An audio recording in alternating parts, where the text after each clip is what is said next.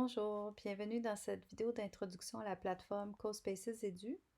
Alors, cette vidéo vise à vous montrer l'interface de CoSpaces pour comprendre comment tout fonctionne. Alors, premièrement, en haut à gauche, les trois petites lignes font apparaître ou disparaître le menu de gauche. Ensuite, il y a la barre de recherche pour chercher des CoSpaces par mots-clés. Et en haut à droite, si on clique sur notre avatar, on peut soit le changer notre mot de passe, changer la langue de l'interface, poser des actions sur le compte ou se déconnecter. À gauche, dans l'onglet Classe, on peut créer une nouvelle classe, rejoindre une classe existante avec le code de la classe et voir toutes les classes que nous avons créées.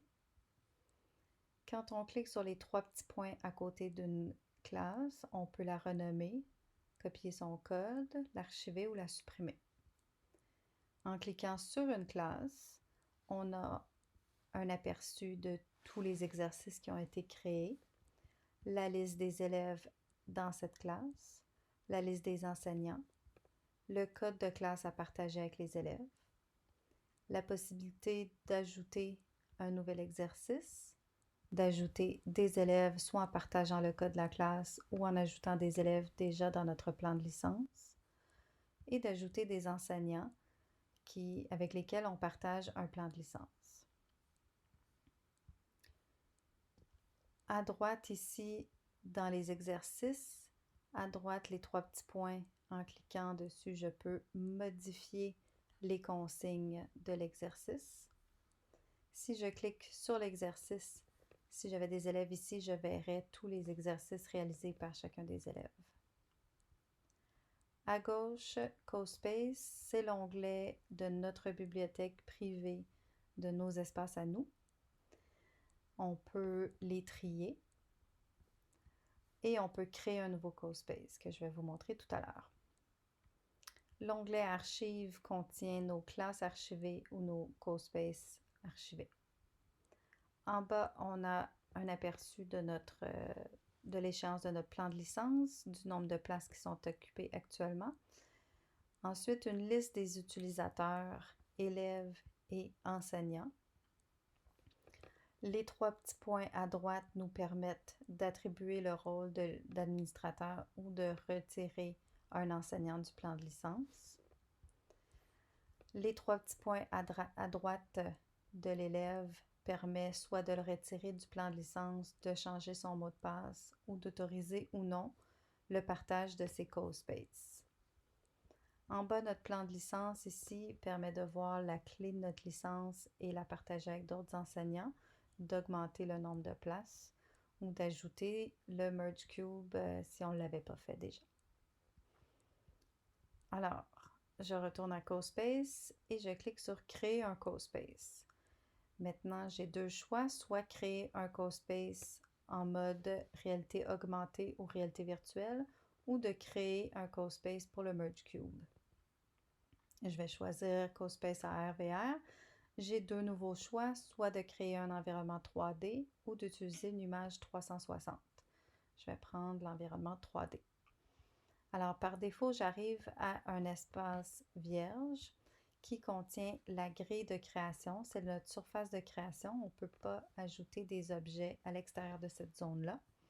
Et la caméra qui simule la présence de l'utilisateur à l'intérieur de l'espace virtuel. En haut à gauche, j'ai le bouton d'accueil pour revenir au menu précédent, au menu d'accueil. Les boutons annuler et refaire.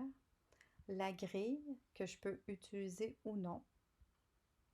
Je peux la rendre plus précise jusqu'à 0,05 m ou 1 m.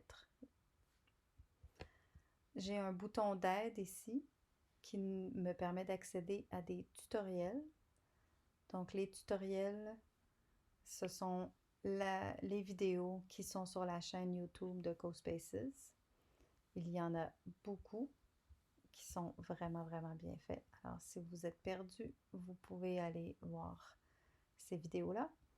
Ensuite, le bouton « Partager » qui me permet soit de partager de manière privée un CoSpace en utilisant un lien ou en publiant publiquement dans la galerie.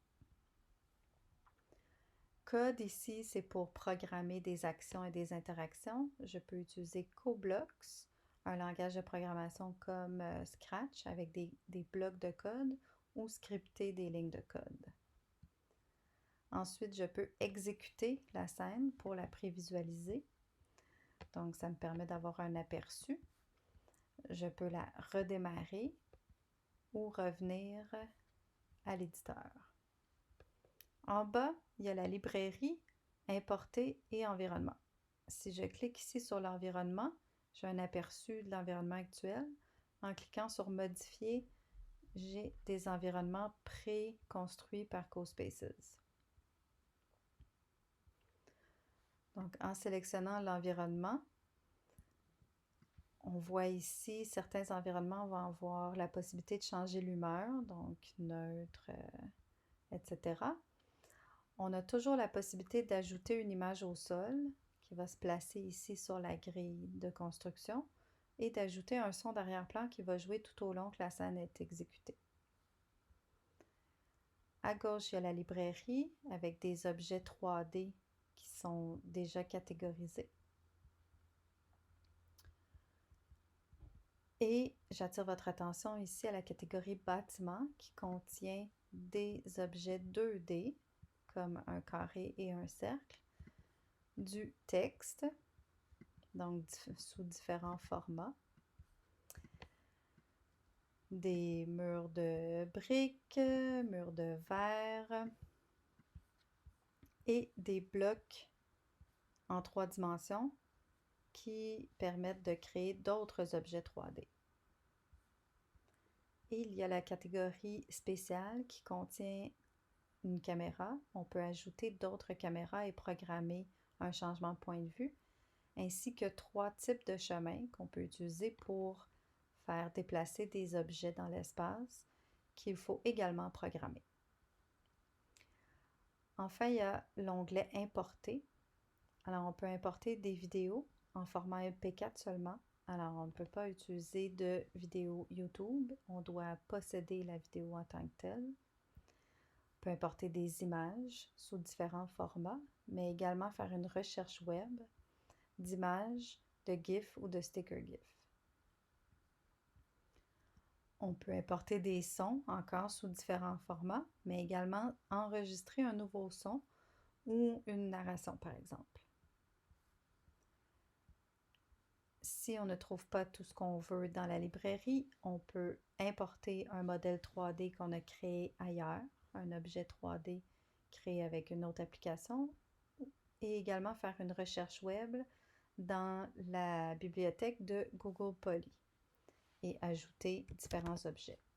Je suggère fortement de faire une recherche en anglais pour trouver davantage d'éléments. C'est à savoir, par exemple, que quand on importe des objets de la bibliothèque Google Poly, ils ne seront pas à l'échelle par défaut comme tous les autres objets de la galerie CoSpaces. Dans la galerie CoSpaces, les objets sont à l'échelle par défaut et on peut changer la texture, la couleur des objets, mais pas les objets importés de Google Poly. Si on reclique sur l'onglet, on le fait disparaître. Enfin, à gauche, on a un dernier menu. Quand on clique sur l'image ici, ça nous permet de renommer notre CoSpace au complet. On a accès aux différentes scènes de ce CoSpace parce qu'un CoSpace peut contenir un grand nombre de scènes différentes. Alors, la scène ici, elle peut être renommée, mais on peut également la dupliquer. En bas, on peut ajouter une nouvelle scène. On a encore le choix entre environnement 3D ou image 360. Et l'autre onglet, ce sont les items qui sont contenus dans notre scène. Alors, dès qu'on survole le nom de l'item, on le voit en surbrillance dans notre scène. On peut cacher l'item ou le voir et accéder à son menu d'édition. Quand on prévisualise la scène ici, vu qu'il y a plusieurs scènes, on voit maintenant un menu en bas à droite avec le nombre de scènes et à quelle scène on est rendu. Donc, on peut naviguer d'une scène à l'autre avec ces boutons-là.